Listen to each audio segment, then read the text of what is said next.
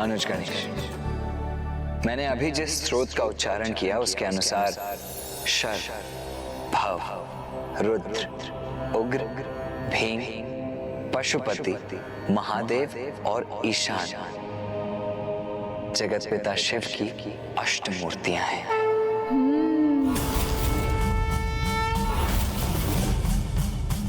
जिसमें प्रथम है भव अर्थात जल तत्व।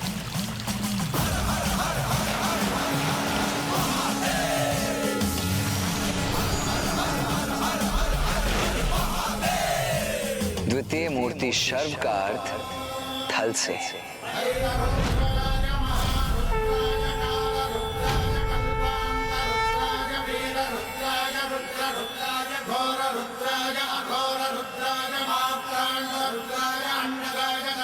अष्ट मूर्तियों में तृतीय है रुद्र अर्थात अग्नि तत्व।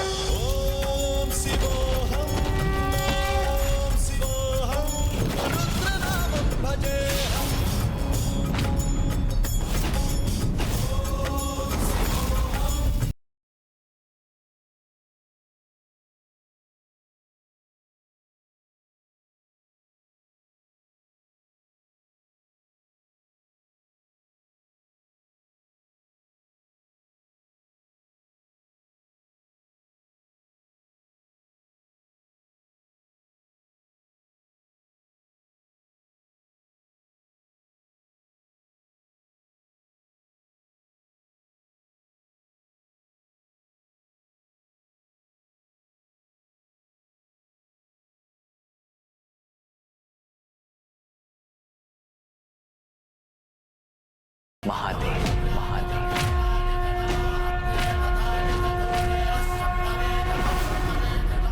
जो चंद्र का प्रतिनिधित्व करते हैं।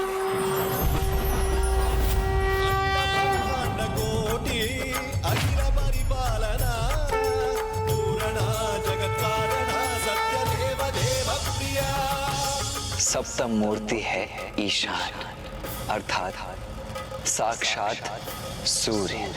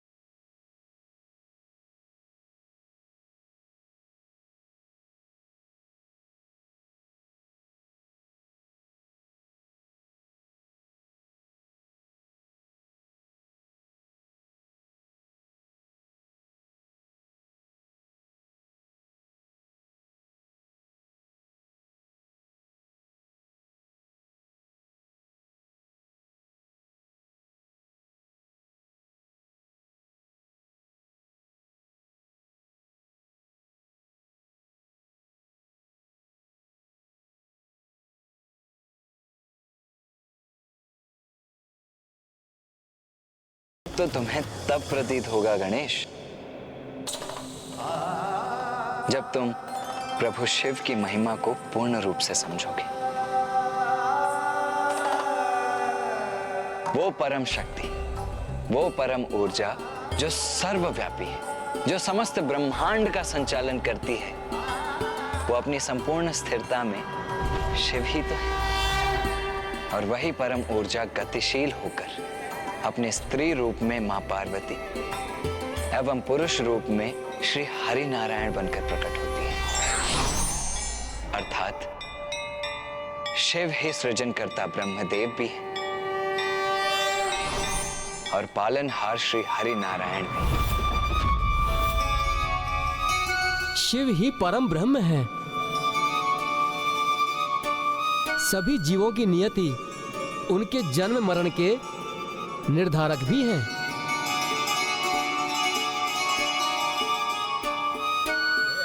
माँ ने जब सृष्टि के कार्यों का निर्धारण किया तो ब्रह्मदेव को जन्म, विष्णुदेव को पालन और महादेव को संहार का दायित्व सौंपा। किंतु संहार के देवता होकर भी कोई महादेव से भयभीत नहीं होता, वरन हृदय से उन्हें अपना आराध्य मानता है, क्योंकि महादेव मात्र संहार ही नहीं वरन हर जीव के मर्म को समझते हैं। बिना कोई भेदभाव किए अपनी संतान मान उसकी कठिन से कठिन मनोकामना भी पूर्ण करने को तत्पर रहते हैं। मैं अल्पायु था और मेरी मृत्यु भी 16 वर्ष की आयु में होनी निश्चित थी, किंतु मेरे द्वारा की गई महादेव के पूजा के कारण ही यमराज भी मुझे अपने साथ ले जाने में असमर्थ रहे। मैं यमराज तुम्हारे प्राण हरने आया हूँ। यमराज तुम्हारे प्राण हरने आया हूँ। भगवान शिव ने ही मुझे यमराज से रक्षित करके चिरंजीवी होने का वरदान दिया। तो उचित है, मैं वरदान देता हूँ कि आज के बाद मार्कंडे की आयु 16 वर्ष से अधिक कभी नहीं। इसलिए संपूर्ण सृष्टि और हम सभी इन्हीं से हैं। अच्छा, वहाँ शिव जी के बारे में बात कर रहे हैं। मैं भी उनके साथ सम्मिलित होकर कोई योगदान करता हूँ।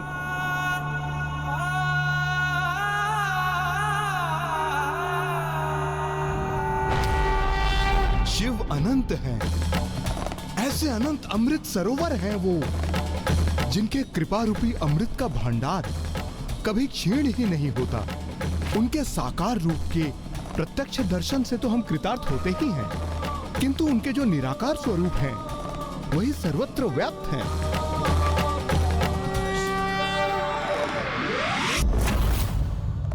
सृष्टि का आरंभ भी शिव है, अंत भी शिव ही है।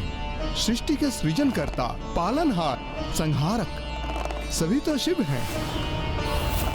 शिव ही प्रणव अर्थात ओम है, जो समक्ष ब्रह्मांड में गूंजते हैं। शिव ही वो दिव्य नार हैं जिसके कारण समक्ष ब्रह्मांड गुंजायमान है।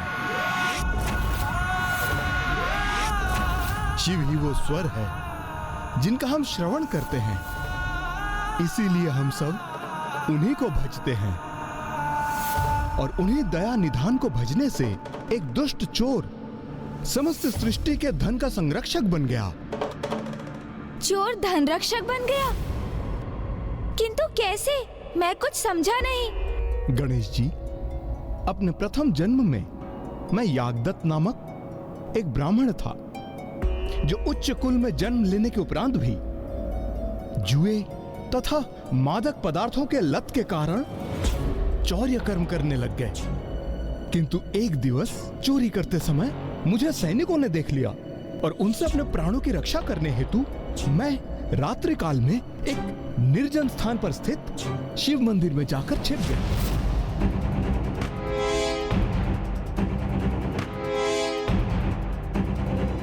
कहाँ छिपूं?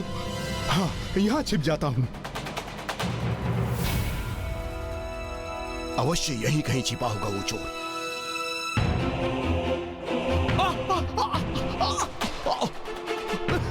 ये सैनिक मुझे पकड़े ना पकड़े, यहाँ का ये भयानक घोर अंधकार ही मेरे मृत्यु का कारण बनेगा। कुछ करना पड़ेगा, कुछ।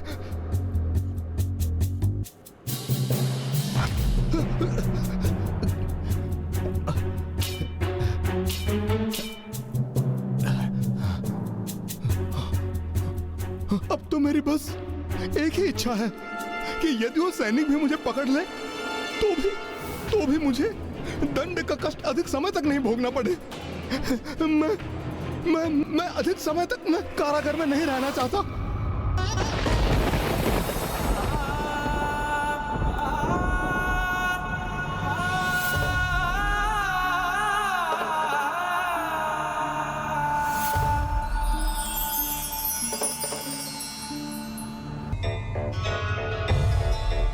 हे भोलेनाथ, ये आप क्या कर रहे हैं? आप उसे आशीर्वाद दे रहे हैं जिसने आपकी पूजा के लिए नहीं, मात्र अपनी रक्षा के लिए, अपना भय दूर करने के लिए तनिक प्रकाश उत्पन्न किया था।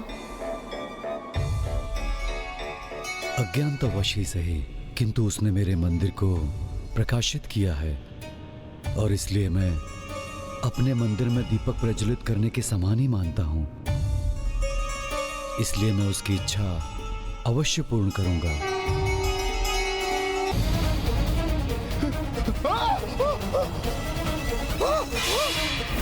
बहुत भगाया तुमने हमें, किंतु अब तुम नहीं भाग सकोगे। अब तो तुम्हें मृत्युदंड प्राप्त होकर ही रहेगा। मृत्युदंड? नहीं, मृत्युदंड नहीं।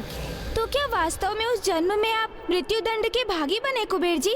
जी गणेश जी, मुझे तो वही प्राप्त हुआ जिसकी मैंने इच्छा की थी। एक ऐसा दंड जिसका अंत भी शीघ्र हो और उसमें कष्ट भी क्षणिक हो।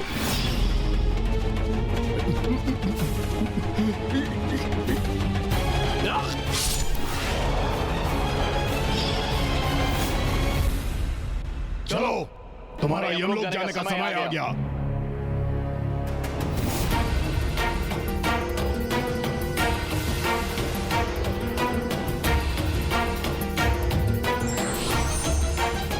यज्ञदत्त यमलोक नहीं जाएगा।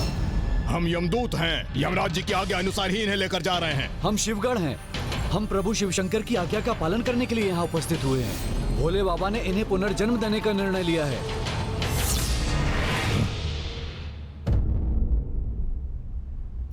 ऐसे दया निधान है हमारे प्रभु शिव शंकर जी, जो एक दुराचारी को भी अज्ञानता में किए गए पुण्य का फल प्रदान करते हैं, जिसके फल स्वरूप मुझ जैसे निम्न कोटि के चोर को भी अपने अगले जन्म में कलिंग राज अरिंदम के पुत्र युवराज दंभ के रूप में जन्म लेने का सौभाग्य प्राप्त हुआ। ये जन्म तो प्रभु के कृपा के कारण ही प्राप्त हुआ था।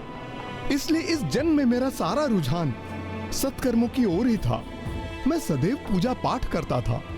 प्रतिदिन मैं शिव अभिषेक कर, दीप को प्रज्वलित कर केवल उनकी आराधना करता था। और उसी के फल स्वरूप जब मुझे उस जन्म से मुक्ति प्राप्त हुई तो मेरा जन्म ऋषि विशर्वा के पुत्र के रूप में हुआ। और उस जन्म में प्रभु की कृपा से मुझे तप करने का सामर्थ्य भी प्राप्त हुआ। प्रभु के दर्शन हेतु मैंने अपना तप आरंभ किया।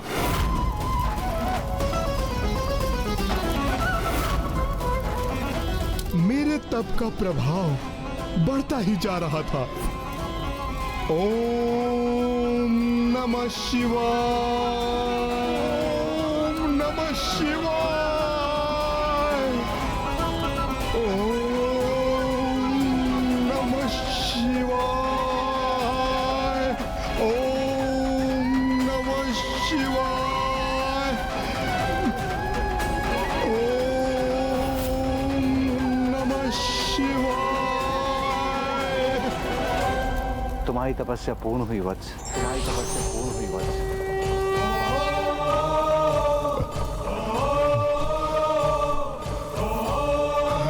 प्रभु, माता, मुझे दर्शन देने के लिए आप दोनों को कोटि कोटि प्रणाम।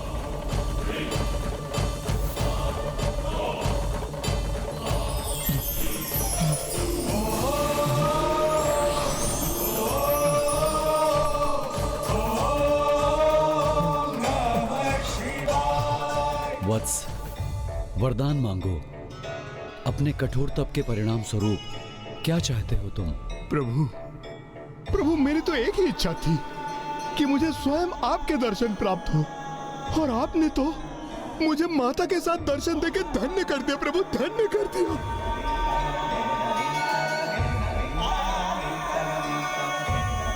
बस प्रभु, मेरे तप का तो यही फल था जो मुझे प्राप्त हो गया। ये तप तो तुमने स्वर्णिम रंग के धधकते लावे में खड़े होकर किया है, और स्वर्ण कर तो धन भी होता है। इसलिए वत्स कुबेर, मैं तुम्हें संसार के समस्त धन के संरक्षक बनने का वरदान देता हूँ।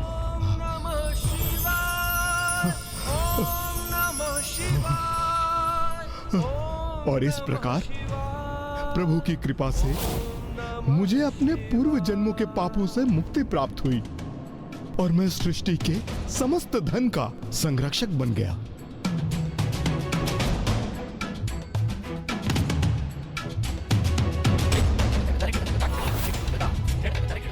किंतु इसके लिए आपने भी तो अत्यंत कठोर तप कर महादेव को प्रसन्न किया था कुबेर जी। गणेश जी, जो तप माता लक्ष्मी ने किया था उसके समक्ष मेरा तप तो कुछ भी नहीं था, क्योंकि उन्होंने अपने यज्ञ में आहुति के रूप में स्वयं अपने ही अंग को प्रस्तुत किया था। उससे भी बड़ी परीक्षा तो मेरे प्रभु श्री हरि नारायण ने दी थी, अपने कमल नयन को प्रभु को अर्पित कर। भ्राता श्री हरि नारायण और देवी लक्ष्मी ने भक्ति का ऐसा अनूठा और श्रेष्ठ उदाहरण प्रकट किया है जिसे संसार कभी भूल नहीं सकेगा।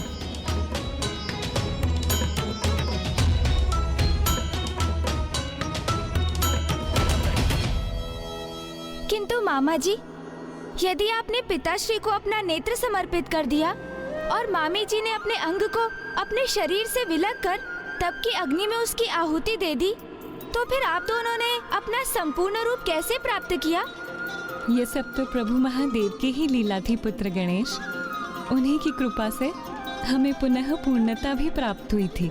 मामी जी, पिताश्री महादेव की अद्भुत लीला और आप दोनों की अद्भुत त्याग की कथा विस्तार से कृपया सुनाइए ना। देवी लक्ष्मी, क्यों ना आप अपने तप की कथा सुनाकर गणेश की जिज्ञासा को शांत करें। अवश्य स्वामी, तभी तो पुत्र गणेश को ज्ञात होगा कि आपके कारण इतना कठोर तप क्यों किया था मैंने। मामा जी श्री हरि नारायण के कारण? कदाचित मुझे ये कहना चाहिए कि उनके लिए तप कर रही थी मैं, क्योंकि एक बार वैकुंठ में जब मैं स्वामी की सेवा कर आनंदित हो रही थी, तभी स्वयं अपने नेत्र मूंदे किसी और ही आनंद में लीन थी।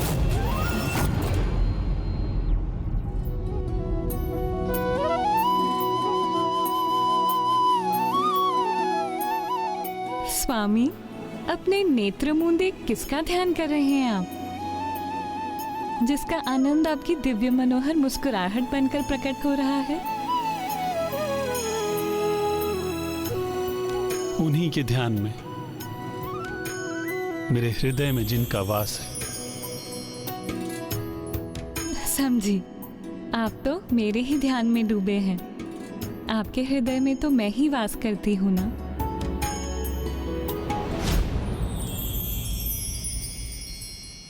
जो मैंने आपसे कहा उसे अपनी प्रतिक्रिया देकर स्वीकार क्यों नहीं किया आपने? मेरा ही वास है ना आपके हृदय में। स्वामी, आप अब भी शांत हैं? आपका निरुत्तर होना मुझे विचलित कर रहा है। कहिए ना प्रभु कि मैं ही आपकी हृदयवासिनी हूं।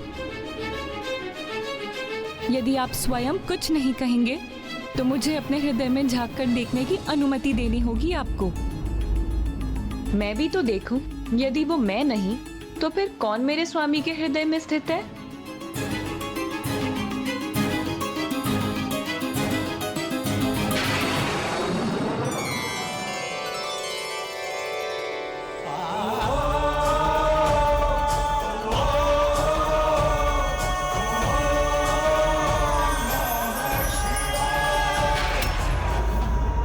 प्रभु महादेव, जगत के पालनहार मामा जी श्री विष्णु जी के हृदय में मेरे पिता श्री जगत पिता महादेव वास करते हैं।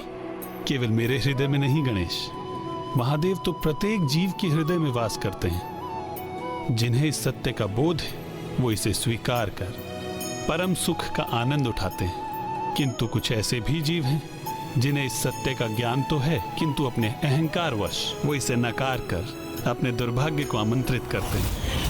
ओम नमः शिवाय, ओम नमः शिवाय। और फिर ऐसे भी जीव हैं जो इस सत्य से अभी भी अनभिज्ञ हैं। उन्हें तो इस परम सत्य का ज्ञान होना अभी शेष है। किंतु यदि आपके हृदय के एक भाग में पिताश्री का वास है तो अवश्य दूसरे भाग में मामी जी का ही वास होगा। मुझे भी ऐसा ही प्रतीत हुआ था पुत्र गणेश, किंतु मुझे विश्वास है स्वामी कि आपके हृदय की शेष भाग की स्वामिनी तो मैं ही होंगी। आपके हृदय में बसे महादेव के तो दर्शन हो गए, अब शेष भाग में भी देखने की आज्ञा दीजिए मुझे स्वामी।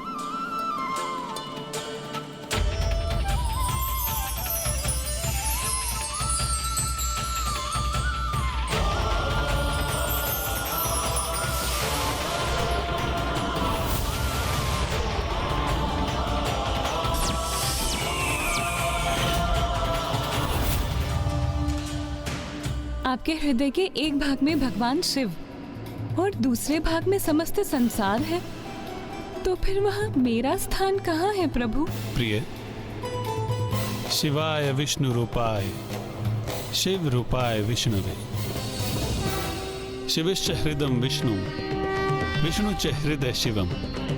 जिस प्रकार महादेव के हृदय में मेरा वास है, उसी प्रकार मेरे हृदय में महादेव का वास है। और जगत का पालनहार होने के नाते मेरी एक दृष्टि सदैव संपूर्ण सृष्टि पर बनी रहती है। इसलिए मेरे हृदय के एक भाग में आपको महादेव और दूसरे भाग में संपूर्ण सृष्टि दिखाई देती है।